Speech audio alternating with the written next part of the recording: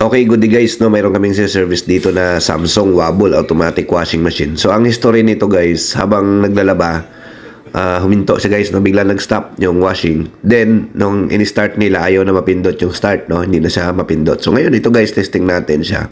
Unang test namin guys, unang pindot natin, hindi siya napindot. Pero maya-maya guys, gumana. So ibig sabihin guys, intermittent na yung function ng washing machine na ito. So ganito guys ang problema kapag ang Wobble automatic washing machine biglang namatay during cycle, tapos humihinto, ang gagawin nyo guys, huwag nyo nang ipa-repair, palitan nyo na guys diretso ng board, kasi nga may problema na guys yan yung mga electronic parts pagka ganun, no.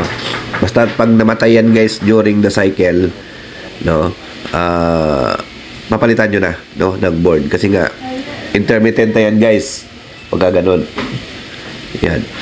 So ito guys, tinitest natin siya. Ayan, sa ngayon working siya, no? Pero ang sabi ng customer, every time na gamitin nila, humihinto sa kalagitnaan, nagpo-pause. Then kapag i-start nila ulit, ayaw naman na mapindot, no? Lahat ng button ayaw na, no?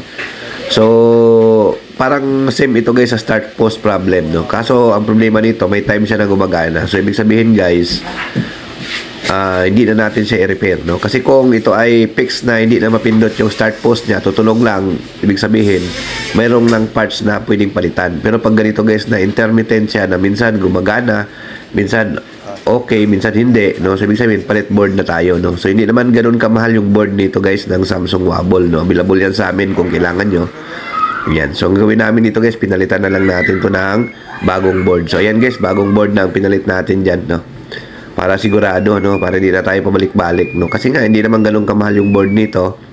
So ang halaga ng board nito halos same price lang ito guys kapag pina-repair nyo yung board, no. So halos hindi lang sila magkalayo ng presyo. Ayan, so mas maganda palit kayo ng board, no. So ito guys, no, yung pinalitan natin ng board. At ang maganda guys, kapag napalitan nyo na ng board dyan, wala pa kaming na-experience guys, no, sa mga pinalitan namin na board, na bumalik yung problema na gano'n, no, yung kusang namamatay, nagka-problema sa start post, no. So wala pa kaming na-encounter guys, no, doon sa mga ginamit namin na pamalit dyan, no. So ayan.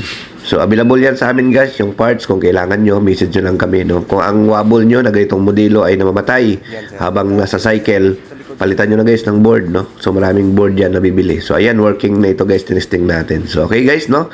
So maraming salamat po. Follow nyo po yung ating Facebook at YouTube guys, para sa mga susunod na video, updated kayo sa aming i-upload. Okay guys, thank you, bye bye.